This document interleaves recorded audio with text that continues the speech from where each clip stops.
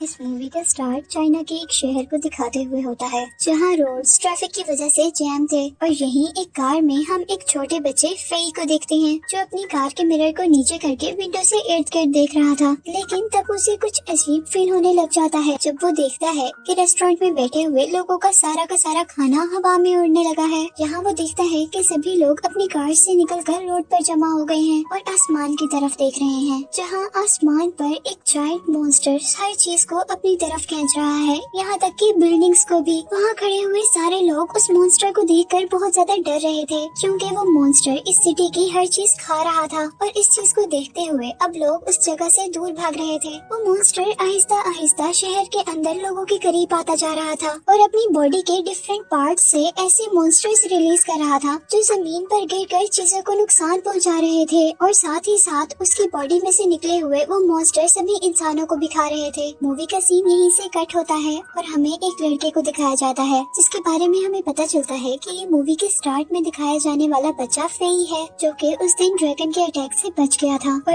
अब वो underground city में उन लोगों के साथ रह रहा था जो उस दिन मॉन्स्टर के अटैक से बच गए थे और इन सर्वाइवर्स ने ही अपनी प्रोटेक्शन के लिए ये अंडरग्राउंड सिटी बनाई थी। यहाँ हमें पता चलता है कि उस इंसिडेंट को 20 साल गुजर गए हैं और लोग अभी तक उस ड्रैगन जिसका नाम क्रैकन है उससे लड़ रहे हैं। और यहाँ मूवी के अंदर एक न्यूज रिपोर्ट से हमें पता चलता है कि अब इंसानों ने एक बहुत बड़ा वेपन तैयार कर लिया है जिसके अटैक से वो क्रैकन को खत्म करना चाहते थे। फिर ये न्यूज तो देख रहा था लेकिन उसे इस न्यूज में बिल्कुल भी इंटरेस्ट नहीं था क्योंकि वो एक स्मगलर था और वो जमीन के ऊपर से चीजें चुरा कर अंडरग्राउंड सिटी में लेकर आया करता था और इस काम में उसकी एक पार्टनर भी थी जिसका नाम सासा था। फेई अभी भी कुछ चीजें चुरा कर होटल के अंदर एक आदमी के पास आता है जो कि एक गैंगस्टर था और फेई उसे अपनी स्मगल्ड चीजें भेजा करता था। इससे पहले कि फेई उस गैंगस्टर से कुछ बात करता गैंगस्टर के लोग फेई को पकड़ लेते हैं क्योंकि फेई ने उस गैंगस्टर को ऐसी कैंडी सेल की जिसको खाकर उस गैंगस्टर की बेटी का फेस खराब हो गया था और इसका बदला लेने के लिए वो लोग फेई का फेस चलाने ही वाले थे कि बहुत ही होशियारी से फेई अपनी पॉकेट में रखा हुआ मॉन्स्टर क्रिएचर उन लोगों पर फेंकता है जिससे वो लोग डर जाते हैं और फेई वहाँ से भाग जाता है। लेकिन कुछ ही सेकंड बाद उन लोगों को पता चलता है कि ये क्रिएचर तो नकली है और वो लोग अब फेई को पकड़ने के लिए उसके पीछे भागते हैं। फेई यहाँ से रूफ पर चला गया था और अब उसके पीछे गैंगस्टर भी थे और उसने अब गैंगस्टर से बचने के लिए रूफ के नीचे जंप कर दी थी। पर यहाँ वो गैंगस्टर की देखकर हैरान होते हैं कि फेई अभी भी जिंदा है और असल में उसे उसकी पार्टनर सासा ने बचाया था। और वो लोग अब गैंगस्टर का मजाक बनाते हुए अपनी फ्लाइंग कार में वहाँ से उड़कर चले जाते हैं। पर यहाँ वो नोटिस करते हैं कि वो गैंगस्टर भी उनके पीछे हैं। यहाँ फेई और सासा के पास उन गैंगस्टर से बचने का और कोई रास्ता नहीं रहा था सिवाय इसके कि वो अब अर्थ की सरफेस पर चले जाएं, जहाँ वो जायंट मॉन्स्टर क्रैकन और उसकी बॉडी से निकले हुए छोटे छोटे मॉन्स्टर्स हैं जो कि उनके लिए खतरा थे और उनको खा सकते थे। यहाँ गैंगस्टर्स भी फेई के साथ साथ अर्थ की सरफेस पर आ जाते हैं और कुछ ही दूर जाने पर फेई की कार में वार्निंग अलार्म बजने लग जाते हैं। उनको पता चल जाता है कि उनके करीब मॉन्स्टर्स हैं जो उनको किसी भी वक्त खा सकते हैं और अभी वो लोग यही सोच रहे होते हैं कि बहुत सारे मॉन्स्टर्स उनकी कार पर अटैक कर देते हैं। दूसरी तरफ यही मॉन्स्टर्स गैंगस्टर की भी कार पर अटैक कर देते हैं और एक एक करके गैंगस्टर के सारे आदमियों को खा लेते हैं सिवाय गैंगस्टर के। यहाँ फेई जो कि खुद भी अपनी कार के जरिए उन मॉन्स्टर से लड़ रहा था, वो जैसे ही देखता है कि गैंगस्टर खतरे में है तो वो उसे बचाने का फैसला करता है और अपनी कार को टर्न करते हुए वो अपने करीब सारे मॉन्स्टर को दूर गिराता है और स्टीयरिंग सासा को देते हुए वो खुद डोर तक आता है। तभी वो गैंगस्टर अपनी कार से जंप करता है और फेई उसे कैच कर लेता है। ऐसे वो गैंगस्टर को तो बचा लेते हैं लेकिन तभी उनकी कार आउट ऑफ कंट्रोल हो जाती है और वहीं पर बिल्डिंग से टकरा जाती है। लेकिन लकीली उन लोगों को कोई चोट नहीं आती और वो लोग अपनी गाड़ी से सही सलामत बाहर निकलते हैं। लेकिन तभी उन्हें यहाँ पर कुछ अजीब फील होता है जब वो सासा के पीछे अपनी कार के ऊपर एक मॉन्स्टर को देखते हैं। फेई जल्दी से सासा को पकड़कर उस बिल्डिंग से बाहर निकलता है जबकि वो गैंगस्टर एक कंक्रीट उस मॉन्स्टर को मारता है। लेकिन इस अटैक का उस मॉन्स्टर पर कोई असर नहीं होता, उल्टा वो मॉन्स्टर गैंगस्टर पर ही अटैक करने वाला होता है और अब गैंगस्टर भी जल्दी से फेई के पीछे उसके साथ भागने लग जाता है। और तभी हम देखते हैं कि वो जायंट मॉन्स्टर आकर उन तीनों को खाने ही वाला था। तभी बहुत से सोल्जर्स इस बिल्डिंग में एंटर होते हैं और वो मॉन्स्टर को चारों तरफ से घेर कर उस पर फायरिंग स्टार्ट कर देते हैं। फायरिंग का मॉन्स्टर पर कुछ खास असर नहीं होता और वो अपनी अपने करीब खड़े हुए सोल्जर को वहाँ से बहुत दूर गिराता है। ये देखते हुए एक दूसरा सोल्जर जोश में आ जाता है और वो एक मेटल रॉड को पकड़ते हुए मॉन्स्टर की तरफ जंप करता है और सोल्जर वो रॉड मॉन्स्टर के मुंह में डालकर साइड पर हो जाता है, जिससे मॉन्स्टर को बहुत ज्यादा दर्द होता है। मॉन्स्टर दर्द से गुर्रा ही रहा था कि यहाँ पर दूसरा सोल्जर अपने एक बहुत बड़े वेपन से उस पर फायर करता है और ऐसे वो सभी सोल्जर मिलकर उस मॉन्स्टर को मार देते हैं और दूर खड़े हुए फेई और उसके साथी भी ये सब कुछ देख रहे थे। अब जैसे ही सोल्जर्स फेई और उसके साथी की आईडीज चेक करते हैं तो उनको पता चलता है कि ये तो स्मगलर हैं। सोल्जर्स उन्हें जेल में डालने वाले थे और अब उन सोल्जर्स से बचने के लिए उनके पास एक ही रास्ता था कि वो लोग अपनी फ्लाइंग कार सोल्जर्स को डोनेट कर दें। इसके बाद हम उन तीनों को सोल्जर्स के साथ उनकी कार में देखते हैं, जहाँ से अचानक उनकी कार ऊपर की तरफ उड़ने लगती है और देखने पर पता चलता है कि जाइंट मॉन्स्टर उस कार को अपने अंदर इनगल्फ करने वाला है। जब उनके पास बचने का कोई रास्ता नहीं रहता तो सासा उठती है और अपनी कार को एक्स्ट्रा जेट एनर्जीज देते हुए वो मॉन्स्टर के मुंह से बाहर निकाल लेती है। इन जेट एनर्जी से कार के इंजन फेल हो जाते हैं और वो कार मॉन्स्टर के मुंह से दूर हवा में ही ब्लास्ट हो जाती है, लेकिन लकीली सारी टीम बच जाती है और वो लोग अब जमीन पर आकर दोबारा इकट्ठे होते हैं। उन्हें यहाँ पर कोई मॉन्स्टर तो नजर नहीं आ रहा था, पर इर्द गिर्द से बहुत ही अजीब आवाजें आ रही थी। फिर कुछ ही सेकंड्स में एक बहुत बड़े स्टैचू के अंदर से वो छोटी छोटी क्रिएचर्स बाहर निकलना शुरू हो जाती हैं, जो कि मॉन्स्टर अपनी बॉडी से रिलीज करता था। सभी सोल्जर्स इकट्ठे होकर उन छोटी छोटी क्रिएचर्स पर अटैक कर रहे थे और उनको मार रहे थे। अब उनमें से एक सोल्जर उस बड़े से स्टैचू के ऊपर अटैक कर देता है, जिससे वो स्टैचू डिस्ट्रॉय हो जाता है और इसका कोई फायदा नहीं बल्कि नुकसान ही होता है, क्योंकि उसके अंदर से सारी मॉन्स्टर क्रिएचर बाहर आ गई जो कि उस अटैक से मरी नहीं थी।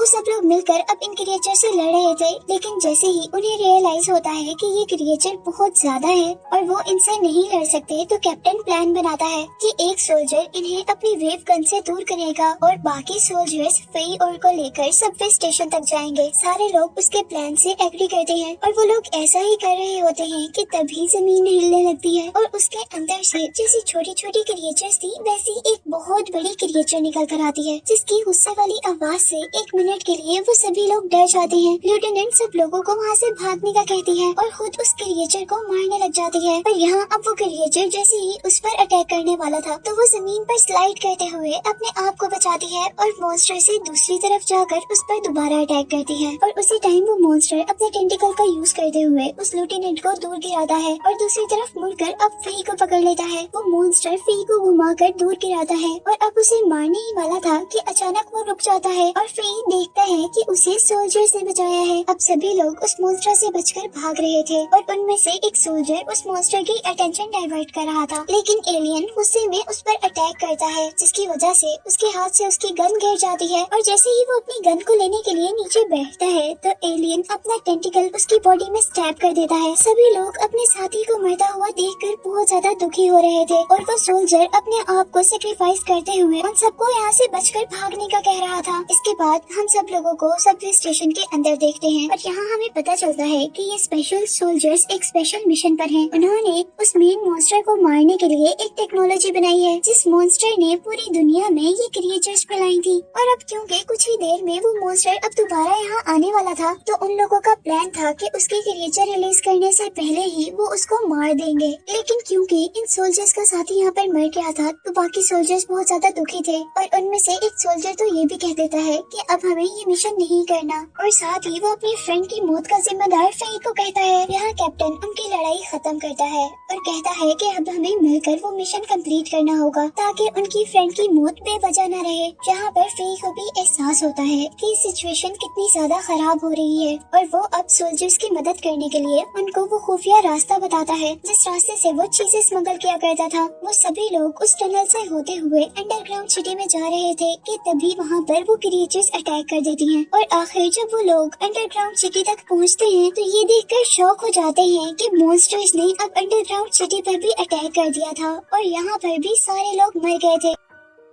और अब वो लोग चलते चलते एक सोल्जर की डेड बॉडी तक पहुंचते हैं, जहां उसकी वॉकी टॉकी से कुछ आवाजें आ रही थी। कैप्टन जल्दी से वो वॉकी टॉकी उठाकर रिस्पॉन्ड करता है और यहाँ कंट्रोल सेंटर में सब लोग ये देखकर हैरान हो जाते हैं कि वहाँ पर कोई सरवाइव भी कर रहा है। और अब कैप्टन को बताया जाता है कि वो मॉन्स्टर क्रैकन सिर्फ 3 मिनट में इस शहर के ऊपर आएगा। अब सिर्फ हमारे पास 3 मिनट है अपने मिशन को लॉन्च करने के लिए। वो सब लोग जल्दी से वेपन स्टेशन की तरफ निकलते हैं, पर यहाँ एक्सीडेंटली फेई और कैप्टन अपने बाकी साथियों से बिछड़ जाते हैं। अब फेई और कैप्टन वहाँ से भाग रहे थे कि उनके पीछे एक मॉन्स्टर लग जाता है और वो लोग हाइट से जंप कर देते हैं, जिसकी वजह से मॉन्स्टर तो नीचे गिर जाता है। पर वो लोग अपने सामने ब्लॉक्स को पकड़ लेते हैं और उन पर चढ़ते चढ़ते वो लोग लॉन्चिंग गेट तक पहुँचते हैं। और यहाँ आकर उन्हें पता चलता है कि वो गेट लॉक है और यहाँ का इलेक्ट्रिकल सिस्टम भी खराब हो गया है। सासा लेफ्टिनेंट के साथ मिलकर उसे ठीक करने की कोशिश करती है और तभी वहाँ पर एलियन क्रिएचर अटैक करना शुरू कर देती है, जिनसे बाकी सोल्जर्स लड़ रहे थे। सासा वो कनेक्शन ठीक कर लेती है और गैंगस्टर जैसे ही स्विच ऑन करने लगता है तो उसे करंट लग जाता है और उसका हाथ जल जाता है। अब वो गैंगस्टर वो गेट हर हाल में खोलना चाहता था, क्योंकि वो भी ह्यूमैनिटी को बचाना चाहता था और इस काम के लिए वो अपना रोबोटिक हैंड यूज करता है। वो जैसे ही लीवर ऊपर कर गेट की तरफ बढ़ता है तो वो लीवर दोबारा नीचे गिर जाता है और इसके बाद वो डिसाइड करता है कि वो लीवर को ऊपर करके रखेगा और सभी लोग उस गेट के अंदर जाएंगे। और दूसरी तरफ वो सोल्जर जो कि क्रिएचर से लड़ रहा था, उस पर एक क्रिएचर अटैक कर देती है और वो मरते हुए सभी सोल्जर से कहता है कि तुम लोग गेट के अंदर जाओ और मिशन पूरा कर कर इंसानों को बचा लो। और सब लोग जैसे ही गेट के अंदर जाते हैं तो वो सोल्जर उनकी आंखों के सामने अपने आप को ब्लास्ट कर लेता है, जिससे वहाँ पर मौजूद सारी क्रिएचर्स भी मर जाती हैं। जहाँ वो लोग अपने 3 साथियों के मरने पर बहुत ज्यादा दुखी थे और इसीलिए अब फोई, जो कि इस मूवी का मेन कैरेक्टर है, वो जोश में आ जाता है और वो कहता है कि हमारी साथियों की मौत जाया नहीं होगी, बल्कि हम अब हर हाल में उस क्रैकन को मारेंगे और उसकी तबाही से इस दुनिया को बचा लेंगे। कैप्टन अब अपनी डिवाइस लॉन्च के अंदर डालता है। वो लॉन्च डिवाइस एक ऐसी जगह पर लगाई गई जहाँ ठीक ऊपर से क्रैकन ने गुजरना था और क्रैकन के आते ही वो लोग अपनी मिसाइल से उसे मारना चाहते थे। हेडक्वार्टर से मिशन स्टार्ट होने का ऑर्डर मिलता है और हर शहर से एनर्जी उस लॉन्च मशीन को दी जाती है, जिससे उसके अंदर लाइट्स ऑन होती हैं और एक बहुत बड़ी लेजर बीम आसमान की तरफ ट्रेवल करती है, जो कि सीधा जाकर मॉन्स्टर पर अटैक कर रही थी और उसको मारने ही वाली थी कि तभी एनर्जी के कम होने की वजह से वो लॉन्च मशीन रुक जाती है और वो क्रैकन अपने पेट में एक बड़े से सुराख के साथ जिंदा रह जाता है। वो लोग अपनी हार को मानने ही वाले होते हैं कि अचानक फेई बोलता है। वो कहता है कि जरूरी नहीं है कि हम इतनी बड़ी लॉन्च मशीन से ही उस ड्रैगन को मारें। हम अगर अपना बनाया हुआ वेब उस लॉन्च मशीन में डाले बगैर भी उस ड्रैगन के मुंह के अंदर डालें तो भी ड्रैगन मर सकता है। और इस काम के लिए उन्हें एक फ्लाइंग कार की जरूरत थी, जो कि इस लॉन्च मशीन की लिफ्ट के जरिए आसमान में ड्रैगन तक जाएगी। कैप्टन अपने कमांडर को सब कुछ एक्सप्लेन करता है जो उन्होंने प्लान बनाया था और उनको बस अब इलेक्ट्रिसिटी चाहिए थी, जो कि वो बहुत से शहरों से लेकर उस लॉन्च सेंटर को दे सकते थे। और अब कमांडर भी ये खतरा लेने के लिए तैयार हो जाता है और अब मूवी का मेन कैरेक्टर फेई अपना वेपन लेकर कार के अंदर बैठता है और उसे लॉन्च मशीन की लिफ्ट के जरिए ऊपर की तरफ उड़ा दिया जाता है। फेई उस क्रिएचर क्रैकन के अंदर से निकलने वाली क्रिएचर से बचते हुए उस तक पहुंचने ही वाला था कि तभी उसकी कार ब्लास्ट हो जाती है, पर लकीली फेई बच जाता है और एक फ्लाइंग स्केटबोर्ड के जरिए वो उस वेपन को लेकर क्रिएचर की तरफ बढ़ता है। वो जैसे ही क्रैकन के पास पहुंचता है तो उसके मुंह में वो वेपन फेंक देता है, जिसके उसके मुंह में जाने से एक बहुत बड़ा ब्लास्ट होता है, जिससे क्रैकन भी मर जाता है और उसकी बॉडी से रिलीज होने वाली सारी क्रिएचर्स भी इस दुनिया पर मर जाती हैं, क्योंकि क्रैकन ही उनकी क्वीन थी और जब क्वीन को मार दिया गया था तो उसकी बाकी सारी क्रिएचर्स खुद ब खुद मर गई थी। यहाँ सब लोग बहुत ज्यादा खुश थे क्योंकि उनका मिशन कंप्लीट हो गया था और लोग हमेशा हमेशा के लिए उस क्रैकन के खतरे से आजाद हो गए थे। पर यहाँ सासा बहुत ज्यादा दुखी थी क्योंकि वो आज के बाद अपने दोस्त को नहीं देख सकती थी। सीन यहीं से शिफ्ट होता है और हमें दिखाया जाता है कि सब लोग अंडरग्राउंड सिटी से अब अर्थ की सरफेस पर मूव कर रहे थे। सासा सबको देखकर बहुत ज्यादा खुश थी, लेकिन अंदर से वो फेई को खोने की वजह से बहुत ज्यादा दुखी थी और अब वो उदास होकर उस जगह पे जाती है जहाँ पर वो हमेशा फेई से मिला करती थी। और यहाँ वो होता है जो वो एक्सपेक्ट भी नहीं कर रही थी, यानी यहाँ पर फेई अपनी कार में आता है, जिससे हमें पता चलता है कि फेई उस दिन बच गया था और अब वो दोनों मिलकर अर्थ की सरफेस पर जाने की तैयारी कर रहे थे, जहाँ पे उन लोगों का फ्यूचर था। और यही दिखाते हुए ये मूवी एंड हो जाती है।